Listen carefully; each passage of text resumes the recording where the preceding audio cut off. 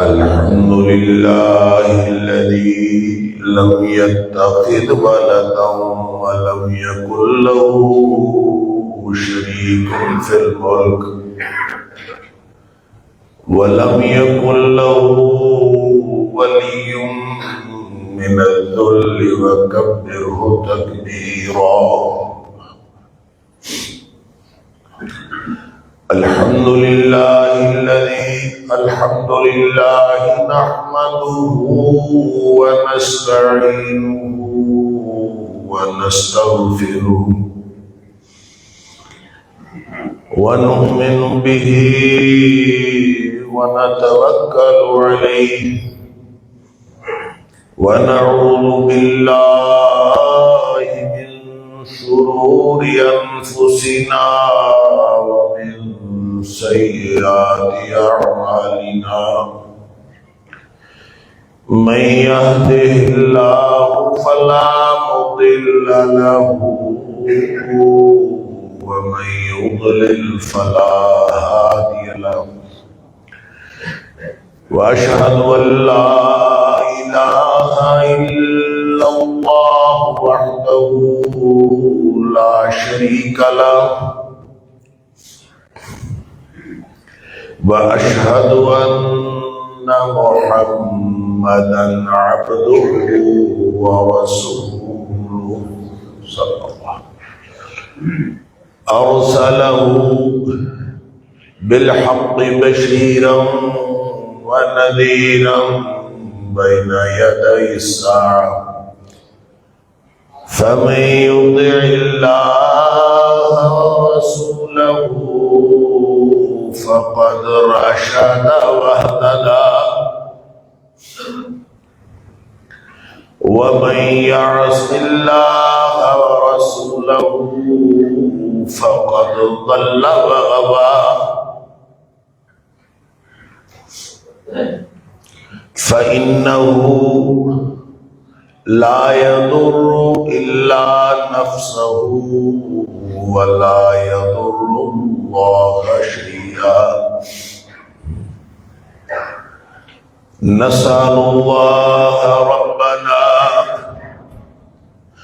أن يجعلنا ممن يطيعه ويطيع رسوله ويتبع رضوانه ويجتنب سخطه. فإنما نحن به وله. أما بعد فإن خير الحديث كتاب الله وخير الهدي هدي محمد صلى الله عليه وآله وسلم.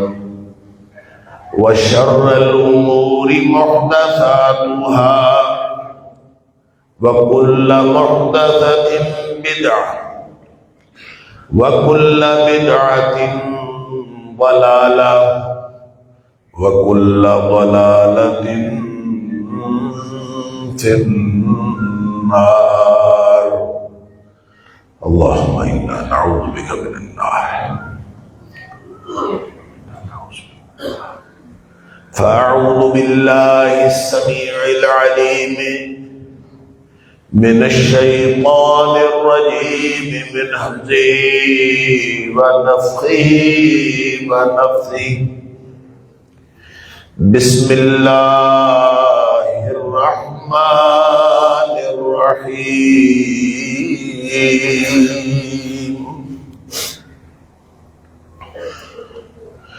واعبدوا الله ولا تشركوا به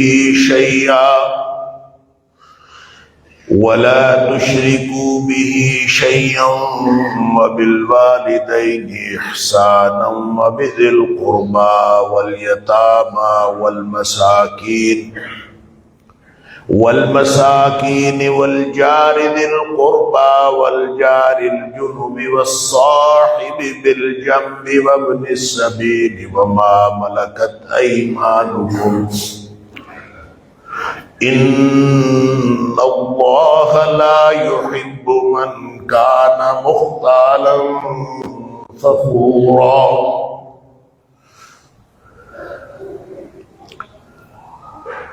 اور بندگی کرو اللہ کی اور اس کے ساتھ کسی کو کسی بھی طرح شریک نہ ٹھہراؤ، اور والدین کے ساتھ حسن سلوک کرو، اور رشتہ داروں کے ساتھ بھی، اور یتیموں کے ساتھ بھی، اور مسکینوں کے ساتھ بھی.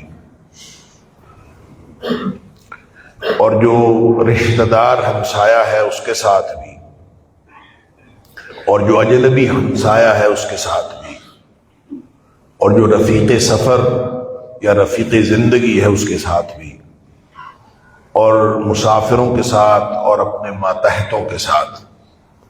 بے شک اللہ نہیں پسند کرتا ہر اس شخص کو جو شیخی بگارنے والا اور اکڑنے والا ہو. صدق اللہ العظیم. اللہ کریم نے جس امتحان میں ہم سب کو مبتلا فرمایا ہے، وہ امتحان معاشرتی نوعیت کا ہے. انسان کو معاشرے میں رہ کر وہ کردار ادا کرنا ہے جو اللہ کریم نے اس سے طلب کیا ہے، اور جس کا طریقہ نبی اکرم صلی اللہ علیہ وآلہ وسلم کے ذریعے سے اللہ کریم نے ہمیں بتایا ہے. لہذا معاشرے میں رہتے ہوئے جن لوگوں کے ساتھ انسان کا انٹریکشن ہوتا ہے، جن لوگوں کے ساتھ بھی انسان کا آمنا سامنا ہوتا ہے، اس کے بارے میں اسلام نے ایک کلیئر، زبردست اور نتائج دینے والا ایک ضابطہ عطا فرمایا، جس کے نتائج نہ صرف یہ کہ وہ آخرت میں نکلیں گے بلکہ دنیا میں بھی اس کے نتائج نکلتے ہیں. ظاہر آپ مل کر رہتے ہیں، اور مل جل کر رہنے کے بارے میں وہ ساری نزاکتیں، وہ ساری چھوٹی چھوٹی باتیں جن کے اندر حساسیت ہے اور جو اس معاشرے کی زندگی کو اور اس معاشرے کو گہنا سکتی ہیں، یا اس کے اندر کوئی ایسا یعنی معاشرے کو بری طرف لے کے جا سکتی ہیں، ہر اس چیز سے اللہ کریم نے منع فرما دی. اور ہر وہ چیز جو معاشرے کو مثالی بنا سکتی ہے اس کا حکم فرما دی. اس لیے میں نے کئی دفعہ یہ بات آپ کے سامنے رکھی ہے کہ نبی کریم صلی اللہ علیہ وسلم کے بارے میں اللہ کریم نے یہ نہیں فرمایا کہ جو وہ دے وہ لے لو اور جو نہ دے وہ نہ لو. یہ نہیں فرمایا. وَمَا آتَاكُمُ الرَّسُولُ فَخُذُوهُ وَمَا نَهَاكُمْ عَنْهُ فَانْتَهُوا. یعنی وہ جو دے وہ لے لو، جو نہ دے وہ نہ لو. یہ نہیں فرمایا. فرمایا جو وہ دے وہ لے لو، جس سے منع کرے اس سے روک دو. اس لیے کہ تمہارے سارے معاملات دنیا اور آخرت کے وہ اسی طرح درست رہ سکتے ہیں اگر تم نبی پاک صلی اللہ علیہ وسلم کی بتائی ہوئی بات پر عمل کرو، وگرنہ حالات خراب ہو جائے، معاشرہ بگڑ جائے.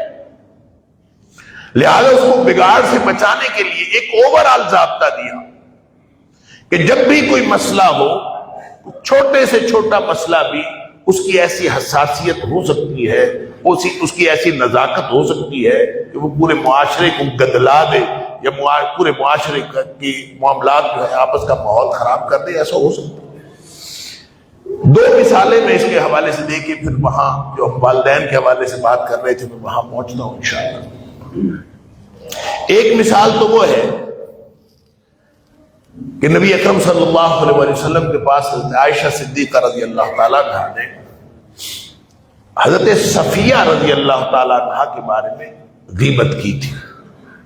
اور غیبت کے بارے میں آپ سب جانتے ہیں کہ یہ جو باہمی انسانوں کے حقوق ہیں اس میں سے یہ ایک ایسا حق ہے کہ اس کی غیبت نہ کی جائے، اس کی غیر موجودگی میں کوئی سچی بات بھی نہ کی جائے جو اس کو ناپسند ہو. اگر وہ اس کو سنے تو اس کے لیے باعث تکلیف، تو وہ اس کی غیر موجودگی میں بھی نہ کی۔ اگر وہ کی جائے گی تو پھر وہ غیبت ہوگی، اور غیبت کتنا بڑا گناہ ہے۔ قرآن کہتا ہے کہ جیسے کوئی شخص اپنے مردہ بھائی کا گوشت کھا رہا ہے، یہ اتنا بڑا گناہ ہے۔ مردار کا گوشت ویسے ہی نہیں کھایا جا سکتا۔ انسان کو پتا ہو مردار ہے تو اس کی طبیعت جو ہے اس طرف جاتی نہیں، اور پھر مردار بھی ہو انسان کا، اور انسان بھی وہ ہو جو بھائی ہے، سگا بھائی۔ اللہ، اس قدر کراہت ہے، اتنا بڑا گناہ ہے۔ اس کی وجہ یہ ہے کہ یہ معاشرے کو خراب کرے۔ تو حضرت عائشہ صدیقہ رضی اللہ تعالیٰ عنہ نے جو غیبت کی تھی، جس کو نبی پاک صلی اللہ علیہ وسلم نے غیبت فرمایا، وہ ہمارے یہاں تو ہم تو شاید اس کو گناہ سمجھتے ہی نہیں، اور عام طور پر معاشرے کے اندر اللہ تعالیٰ معاف فرمائے، ہمارے معاشرے میں تو غیبت اس قدر عام ہے۔ پہلے تو خواتین اسپیشلسٹ ہوا کرتی تھی غیبت کی، اب تو مرد بھی خواتین سے پیچھے نہیں رہے، اور یہاں سے بات شروع کرتے، ہم تو سچی بات کرتے ہیں۔ بھئی سچی بات ہی تو غیبت ہے، اگر جھوٹ ہوا تو ہے ہی جھوٹ، بہتان ہے وہ، اگر سچی بات کی تو غیبت ہے۔ حضرت عائشہ صدیقہ رضی اللہ تعالیٰ عنہ نے کیا غیبت کی تھی؟ آپ حضرت صفیہ رضی اللہ تعالیٰ عنہ کا قد چھوٹا تھا، جب وہ چلی گئی تو انہوں نے صرف ہاتھ سے اشارہ کیا، بس زبان سے کچھ نہیں کہا۔ ایسے ہی جب کیسے آدمی اشارہ کرتا ہے، بونی سی آئی تھی، نینی سی آئی تھی، یا وٹ ایور، اس کا آپ سمجھے جو مرضی۔ بات جو حضرت عائشہ صدیقہ رضی اللہ تعالیٰ عنہ نے فرمائی تھی، وہ زبان سے کوئی نہیں فرمائی تھی، انہوں نے صرف اشارے سے کہا تھا۔ تو نبی کریم صلی اللہ علیہ وسلم نے فرمایا تھا کہ عائشہ تم نے غیبت کی ہے، اور یہ اتنا بڑا گناہ کیا ہے، صرف ہاتھ کے اشارے سے یہ اتنا بڑا گناہ کیا ہے کہ اگر یہ سمندر میں ڈال دیا جائے تو اس کا رنگ بدل کے رکھ دے۔ اللہ اکبر! اگر اس ہاتھ کے اشارے سے کیا ہوا جو غیبت ہے، یا جو بھی آپ نے اشارہ ہی کیا، اگر یہ سمندر کا رنگ بدل کے رکھ سکتا ہے، یعنی پورے معاشرے کو گدلا سکتا ہے، تو کیا خیال ہے ان غیبتوں کے بارے میں جو ہم ہر روز کر رہے ہیں اور چلتی جا رہی، ہوتی جا رہی؟ کیا دیندار، کیا بے دین، کیا چھوٹا کیا بڑا،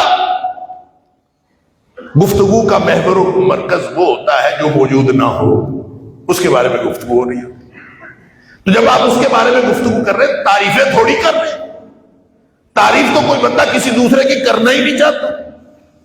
اللہ اکبر! اور اسی طرح اگر کوئی شخص کسی اپنے مسلمان بھائی بہن کی غیر موجودگی میں اس کی عزت کی حفاظت کرتا ہے، تو یہ بہت بڑی بڑی نیکیوں میں سے ایک نیکی ہے کہ کوئی شخص اپنے بہن بھائی کی اس کی غیر موجودگی میں اس کی عزت کی حفاظت کرے۔ اور ظاہر ہے جب آپ عزت کی حفاظت کریں گے تو آپ نہ غیبت کریں گے، نہ آپ کسی کو غیبت کرنے دیں گے۔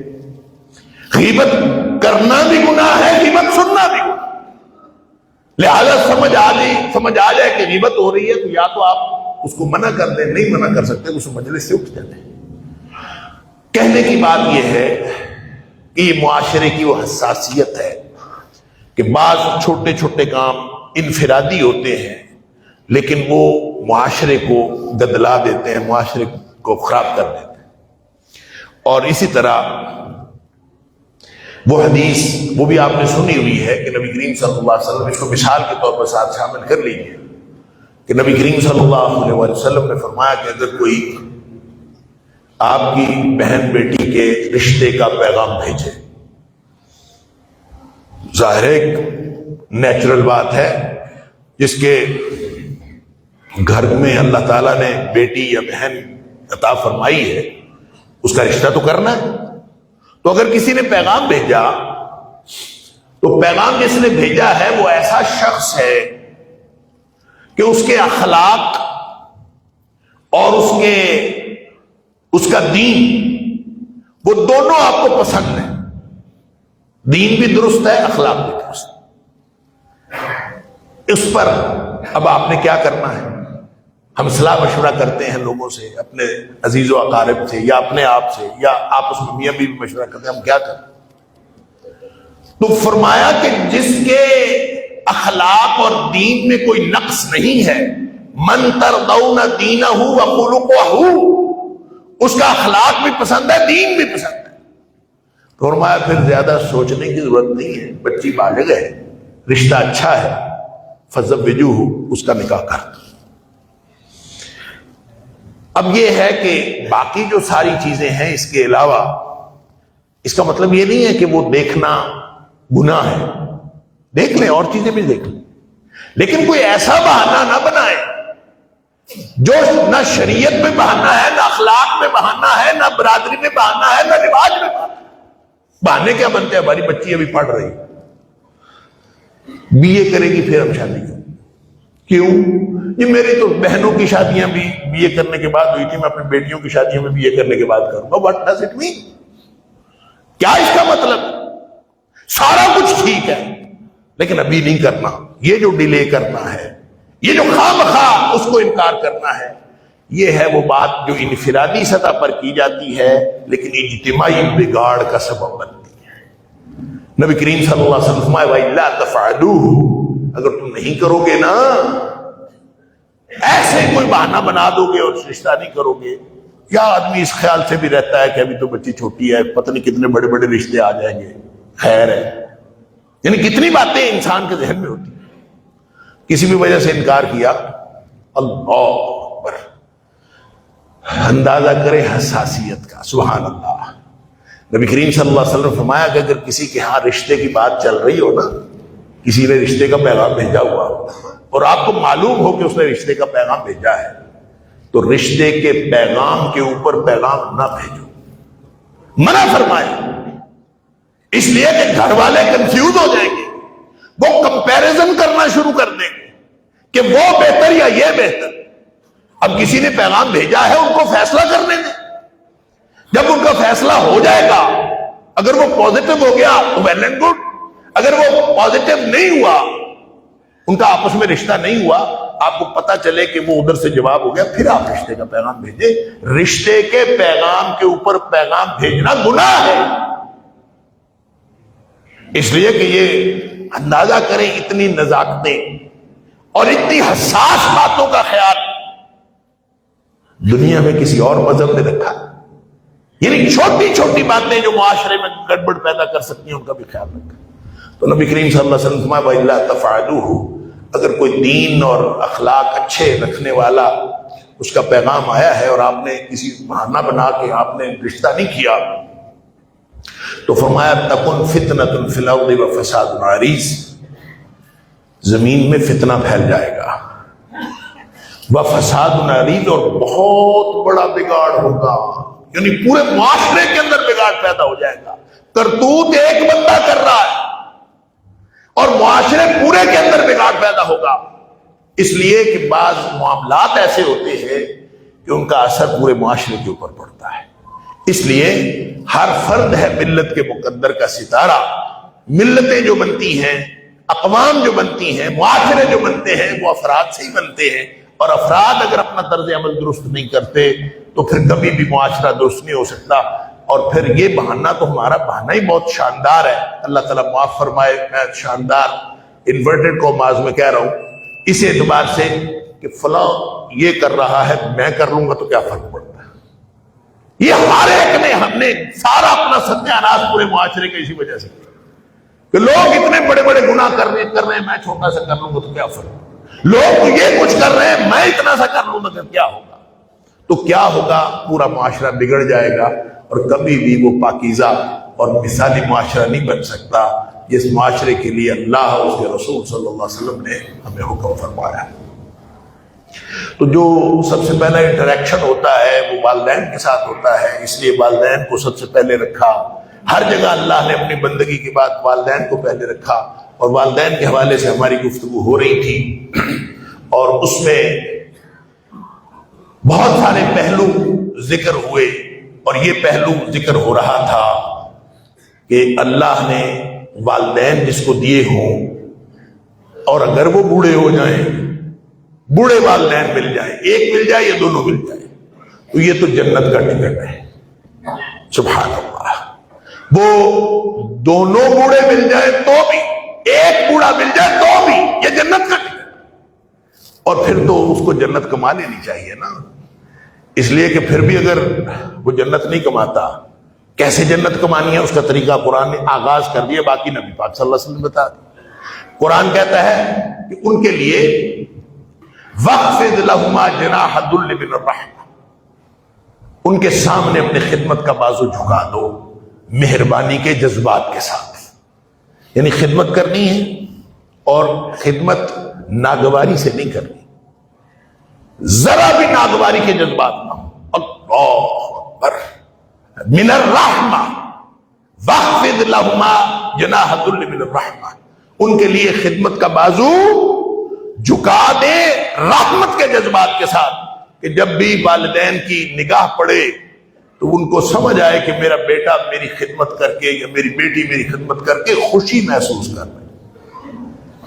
من الرحمہ، کہ آپ یہ سمجھتے ہیں کہ آپ کو یہ سعادت ملی ہے، جس کو سمجھ آ جائے۔ آپ یہ بتائیں، میں اور آپ ہم سب جیسے مرضی ٹوٹے پھوٹے ایمان والے ہیں، جنت تو چاہیے نا، جنت تو چاہیے۔ لوگ اس کے تہجدیں پڑھتے ہیں، لوگ اس کے جہاد میں چل پڑتے ہیں، لوگ جا کے اپنی جان تک قربان کرنے کے لیے تیار ہو جاتے ہیں، کس لیے کہ اللہ سے جنت چاہیے۔ شہادت ہے مطلوب و مقصود مومن، نہ مالے کی غنیمت نہ کشور کشائی۔ جا کے جہاد کے لیے تو جاتا ہی نہیں ہے سوائے اس کے کہ مجھے شہادت مل جائے، اور شہادت ملے گی تو ڈائریکٹ جنت مل جائے گی۔ اور میں نے عرض کیا، کئی دفعہ عرض کیا کہ جنت کی طرف شہادت سے بڑا شارٹ کٹ اور کوئی ہے ہی نہیں، ڈائریکٹ راستہ جنت کا، اور وہ ہے شہادت۔ آدمی جائے وہاں محاذ پہ جائے اور اپنا آپ اپنے اللہ کی راہ میں قربان کر دے، اس سے بڑے اور کوئی شارٹ کٹ نہیں ہے۔ تو جب نبی کریم صلی اللہ علیہ وسلم فرماتے ہیں صحابی کے پوچھنے پر، وہ کہتا ہے اللہ کے رسول صلی اللہ علیہ وسلم، میں نے ہجرت اور جہاد پر آپ کے ہاتھ میں بیعت کر لی، میں بیعت کرتا ہوں، جہاں مرضی مجھے آپ لے جائیں، جہاں مرضی بھیج دیں، جس محاذ پہ لے جائے، میں لڑوں گا، مروں گا، اپنی جان اپنا مال سب کچھ اللہ کے راستے میں قربان کر دوں گا، کیونکہ میں اللہ سے اجر چاہتا ہوں، میں ڈائریکٹ جنت چاہتا ہوں۔ تو نبی کریم صلی اللہ علیہ وسلم فرماتے ہیں والدین زندہ ہے؟ کہتے ہیں والدین تو زندہ ہے۔ اللہ اکبر، نبی رحمت صلی اللہ علیہ وسلم نے فرمایا والدین زندہ ہے اور تو اجر لینے کے لیے محاذ میں جانا چاہتا ہے، تو جنت لینے کے لیے محاذ میں جانا چاہتا ہے۔ جتنا بڑا معلوم یہ ہوا کہ جتنا بڑا شارٹ کٹ شہادت ہے جنت کی طرف، اس سے بڑا شارٹ کٹ والدین کی خدمت ہے جنت کی طرف۔ اور اگر بڑھاپے میں ملے ہوئے ہوں تو سبحان اللہ، سمجھ لے جنت کا ٹکٹ۔ اور جنت کسی کو نظر آ رہی ہو کہ اس وجہ سے مجھے جنت ملنی، تھوڑا سا فائدہ ملنا ہو نا، تھوڑا سا فائدہ، آدمی ہر چیز برداشت کرتا ہے۔ کاروبار ہو نا کسی کا، چاہے کیمیکلز کا کاروبار مثال کے طور پر میں کہتا ہوں، اور جہاں وہ بیٹھتا ہے بدبو آ رہی ہوتی، بدبو میں سارا دن بیٹھتا ہے۔ کس لیے بیٹھتا ہے؟ نوٹ ملتے ہیں، فائدہ ملتا ہے، پسند ہے کاروبار، جتنا مرضی جس کا جیسا مرضی کاروبار ہے، اس کے نتیجے میں پیسے آتے ہیں۔ تو آدمی یہ نہیں دیکھتا کہ میرے لیے یہاں بیٹھنا ناگوار ہے کہ کیا ہے، وہ خوشگواری سے بیٹھتا ہے کیونکہ اس کے نتیجے میں اس کو فائدہ ہونا ہوتا ہے۔ تو جس کو والدین کی خدمت میں کے بدلے میں اس کے نتیجے میں معلوم ہو کہ مجھے جنت ملنی ہے، تو اس کے چہرے پہ کبھی ناگواری آ جائے، یہ کیسے ممکن ہے؟ اس لیے فرمایا وَاخْفِضْ لَهُمَا جَنَاحَ الذُّلِّ مِنَ الرَّحْمَةِ، رحمت کے جذبات کے ساتھ اس کے ساتھ ان کے ساتھ جب بات کرنی ہے وَقُلْ لَهُمَا قَوْلًا كَرِيمًا، ان کے ساتھ جو بات کرنی ہے نا، وہ ہمیشہ ایسے تک کرنی ہے کہ وہ عزت محسوس کرے، وہ یہ محسوس کرے کہ میرا بچہ میری بچی، یہ جو مجھے میرے ساتھ جو جڑے ہوئے ہیں، یہ اپنا تکریم محسوس کرتے ہوئے میرے ساتھ جڑے ہوئے ہیں، اپنی عزت اس میں محسوس کرتے ہیں کہ ہم والدین کے ساتھ جڑے ہوئے، یعنی ناگواری نہیں ہے۔ اللہ اکبر۔ باقی پھر وہ دعائیں ہیں، والدین اگر نہ ہو، کل پچھلے جمعے کے بعد بھی کوئی شخص پوچھ رہا تھا کہ جس کے والدین زندہ نہ ہو وہ کیا کرے؟ والدین زندہ نہ ہو، جنت کا ٹکٹ ہے والدین کے ساتھ اس نے سلوک کرنا ہے تو نہیں ہے، دنیا سے چلے گئے ہیں تو کیا کرنا ہے؟ ایک شخص نے پوچھا تھا نبی کریم صلی اللہ علیہ وسلم سے، تو آپ نے فرمایا تھا ان کے لیے دعائے مغفرت کرو، ان کے لیے دعا کرو، انہوں نے زندگی میں اگر کوئی کمٹمنٹ کی ہے، کوئی وعدہ کیا ہے وہ پورا کرو، ان کے رشتہ داروں کے ساتھ اچھا سلوک کرو اور ان کے دوستوں کے ساتھ اچھا سلوک کرو۔ یہ 5 کام کر لو گے تو تم والدین کے اس دنیا سے جانے کے بعد بھی ان کے ساتھ حسن سلوک کر لو۔ اور ایک دوسری حدیث میں صدقے کی بات آتی کہ ان کی طرف سے صدقہ کرو، اور جب ان کی طرف سے صدقہ کیا جائے گا تو یہ صدقہ بھی ان کو پہنچتا ہے۔ اب ہم نے ایصال ثواب کے بہت سارے طریقے گھڑ لیے، قرآن پڑھ کے بخش دے پہنچتا ہے، تسبیحات کر کے بخش دے پہنچتا ہے، 3 دفعہ قل شریف پڑھ کے الحمد شریف پڑھ کے پہنچتا ہے، پتہ نہیں کتنی باتیں ہم نے بنا لی، تو جو پہنچتا ہے وہ نہیں بتاتے، جو مدینے والے نے گارنٹی دی کہ پہنچتا ہے اس کی بات بتاتے۔ باقی باتوں کے بارے میں کسی سے کوئی اختلاف نہیں کرتا، میں تو یہ کہتا ہوں کہ وہ پہنچتا ہے کہ نہیں پہنچتا مجھے نہیں پتا، مجھے یہ پتا ہے کہ اس کے پہنچنے کے بارے میں مدینے والے نے کوئی بات نہیں بتائی، مدینے والے نے کوئی گارنٹی نہیں دی، جس کی گارنٹی دی ہے وہ یہ 5 باتیں ہیں، اور 6ٹھی بات صدقہ ہے۔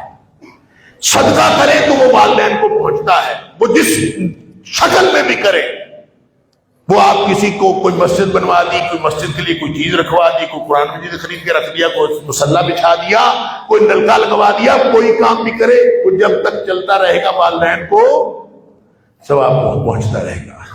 اور ایک دوسری بات اور بھی ہے کہ جو خود نیکی کرتے ہو نا، خود دعائیں کرتے ہو، ان کا ڈائریکٹ فائدہ والدین کو پہنچتا ہے، ڈائریکٹ فائدہ والدین کو پہنچتا ہے۔ اب کو اللہ کے رسول صلی اللہ علیہ وسلم نے جو فرمایا کہ جب کوئی آدمی اس دنیا سے چلا جاتا ہے، فوت ہو جاتا ہے، تو اس کے سارے کے سارے اعمال کا سلسلہ منقطع ہو جاتا ہے، 3 باتیں باقی رہ جاتی ہیں، اللہ بےحدہ ثلاث، 3 باتیں باقی رہ جاتی ہیں، اس کے علاوہ اور کوئی باقی نہیں رہتی۔ کیا فرمایا؟ پہلی بات یہ باقی رہتی ہے کہ اگر اس نے کسی کو علم پڑھایا ہے، نفع والا علم، کسی کو کوئی بات سکھائی ہے، لوگ اس پر عمل کرتے ہیں، اس کا فائدہ اس کو مرنے کے بعد بھی پہنچتا رہتا ہے، سبحان اللہ۔ دوسری بات یہ ہے کہ اس نے کوئی صدقہ جاریہ، کوئی ایسی بات، ایسا کام زندگی میں کر لیا ہے جس سے لوگ فائدہ اٹھا رہے ہیں، کوئی درخت لگا دیا، لوگ اس میں ساری زندگی اس کے نیچے بیٹھیں گے، سایہ لیں گے، اس سے فائدہ لیں گے، تو جو بھی اس نے صدقہ جاریہ کیا ہے اس کا فائدہ بھی اس کو پیچھے میٹر چلتا رہتا ہے۔ تیسرا آپ نے فرمایا جو جس کا میٹر چلتا رہتا ہے، ولد صالح، نیک اولاد، یدعو لہ، جو اس کے لیے دعائیں کرتی ہیں، نیک اولاد جو اس کے لیے دعائیں کرتی ہیں، یہ بھی میٹر چلتا رہتا ہے، مرنے والے کو فائدہ پہنچتا رہتا ہے۔ اب آپ کے والدین اس دنیا سے چلے گئے، تب ان کی اولاد آپ ہیں، لہذا آپ اگر نیکیاں کریں گے ان کو فائدہ ملے گا، جتنی بھی نیکیاں کریں گے، جتنی بھی دعائیں کریں گے، والدین کو پہنچتی ہیں، ان کو فائدہ ہوتا ہے۔ اللہ اکبر۔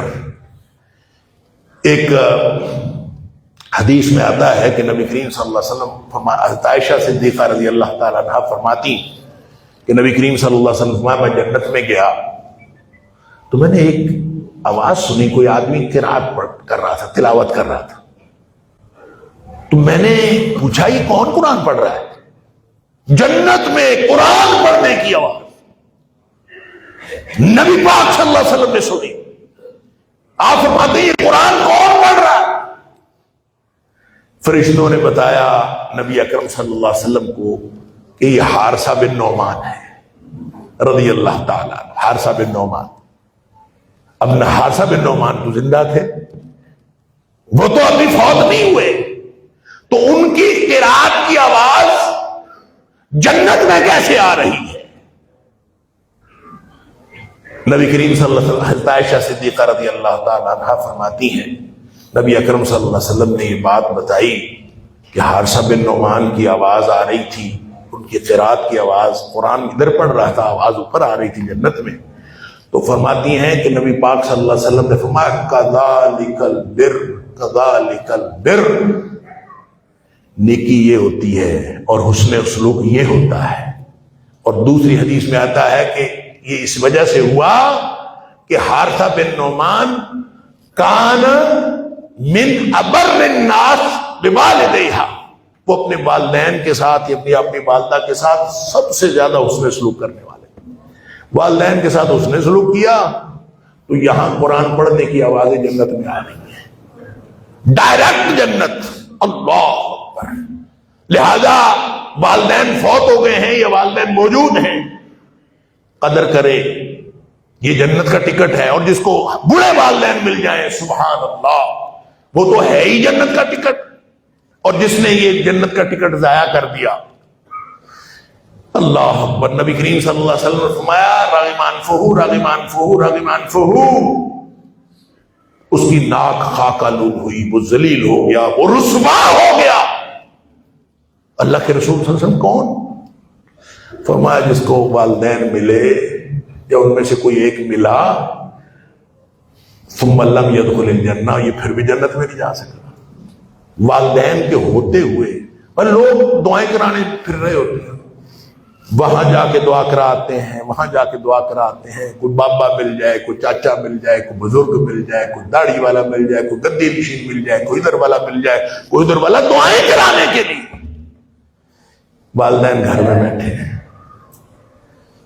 یہ جو لکھا ہوتا ہے نا ماں کی دعا جنت کی ہوا، اللہ ٹھیک ہے، ماں کی دعائیں بھی ہیں۔ نبی کریم صلی اللہ علیہ وسلم فرماتے ہیں جو دعائیں رد کی ہی نہیں جاتی، جو دعائیں رد کی ہی نہیں جاتی، یعنی لازماً قبول ہوتی، اور میں اس نے والد کی دعا اپنی اولاد کے بارے میں، والد اگر اپنی اولاد کے بارے میں دعا کرتا ہے وہ دعا رد ہوتی۔ ہم نے باپ گھر بیٹھا ہوتا ہے، دعائیں کرانے دوسری دنیا سے پھرتے ہوتے ہیں کہ کوئی دعا کرتے، اور بھائی جس پیر کی دعا آپ کو لگنی ہے وہ آپ کے گھر بیٹھا ہے، جس ولی بزرگ کو آپ ڈھونڈتے پھرتے ہیں آپ کا والد سب سے بڑا ولی ہے، اس سے دعا کرائیں، اس کے پاؤں دھو دھو کے پیئیں، اس کے پاؤں چاٹیں جا کے، اس کے پاؤں پڑیں اور اس کو کہیں میرے لیے دعا کر۔ اور والدین جب دعا کرتے ہیں، اور والد جب خاص طور پہ دعا کرتا ہے، ڈائریکٹ پہنچتی ہے اور یہ واپس یہ لوٹائی نہیں جاتی، اللہ اس کو لازماً قبول کرتا ہے۔ اللہ اکبر۔ ایک صحابی آیا نبی کریم صلی اللہ علیہ وسلم کے پاس، آگے کہتا ہے اللہ کے رسول صلی اللہ علیہ وسلم بڑا گناہ ہو گیا ہے، اذنبت ذنبا عظیم، ذنبا عظیما، میں بہت بڑا گناہ کر بیٹھا ہوں۔ اب کتنا بڑا گناہ تھا، نبی کریم صلی اللہ علیہ وسلم نے اس سے پوچھا نہیں کہ تم نے کیا گناہ کیا، کوئی بڑا ہی گناہ کر کے آیا ہوگا نا۔ اذنبت ذنبا عظیما، اللہ کے رسول صلی اللہ علیہ وسلم بہت بڑا گناہ ہو گیا۔ اللہ اکبر۔ فہل لی من توبۃ، کوئی معافی کی کوئی صورت ہے؟ گناہ بہت بڑا کر بیٹھا ہوں، کوئی معافی کی صورت ہے تو بتا۔ سبحان اللہ۔ نبی اکرم صلی اللہ علیہ وسلم نے فرمایا تیرے والدین ہیں؟ کہتا اللہ کے رسول صلی اللہ علیہ وسلم والدین تو کوئی نہیں ہے، فوت ہو گئے۔ آپ فرمایا الا کا خالہ، کیا تیری خالہ ہے؟ عرض کیا اللہ کے رسول صلی اللہ علیہ وسلم خالہ تو ہے۔ فرمایا جا کے اپنی خالہ کے ساتھ حسن سلوک کر، تیرا گناہ معاف ہے۔ اللہ تعالیٰ مجھے اور آپ کو، ہم سب کو والدین کی قدر کرنے کی توفیق عطا فرمائے۔ وآخر دعوانا الحمدللہ۔